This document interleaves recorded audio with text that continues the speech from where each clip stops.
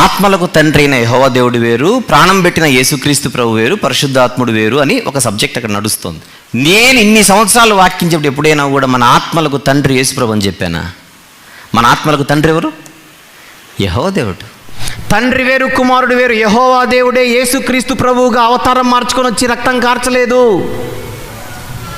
తండ్రి అయిన దేవుడు తన కుమారుని పంపాడు. మీరు ప్రార్థన చేసేటప్పుడు తప్పు చేస్తున్నారు. సందర్భంగా చెప్పేస్తున్నాను, మీరు ప్రార్థనలు చేసేటప్పుడు తప్పు చేస్తున్నారు. తండ్రి మా కోసం ఈ లోకానికి వచ్చి రక్తం కార్చి ప్రాణం పెట్టి తిరిగి లేచావు తండ్రి. నీ గాయపడిన హస్తాల చేత నన్ను కాపాడుతాను, నీ గాయపడిన హస్తాల చేత నన్ను స్వస్థపరచు తండ్రి, నీ సిలువ చాటు నన్ను మరుగుపరుచుకో తండ్రి అని మీరు చేసేస్తున్నారు గట్టిగా. అది తప్పు. తండ్రి రక్తం కార్చలేదు, తండ్రి గాయపడలేదు, తండ్రి సిలువెక్కలేదు, అసలు తండ్రి లోకానికే రాలేదు. తండ్రిని తండ్రిగా చూడాలి, కుమారుని కుమారుగా చూడాలి. తండ్రిని తండ్రిగా చూడాలి, కుమారుని కుమారుగా చూడాలి. కానీ ఈరోజు ఏం చెప్తున్నాను చెప్పనా? నేనును యెహోవా నాకిచ్చిన పిల్లలు, నేనును యెహోవా నాకిచ్చిన పిల్లలు. అక్కడ మాట్లాడుతున్నది ఎవరో చెప్పమంటారా? ఈరోజు యేసు ప్రభు. ఈరోజు యేసు ప్రభు.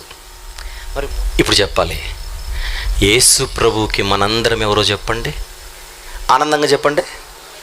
పిల్లలం.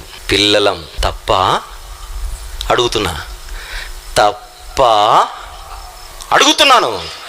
కాదా? మనకు తండ్రి కాదా? మనం ఆయనకు పిల్లలం. ఎందుకు కాడు మనకు?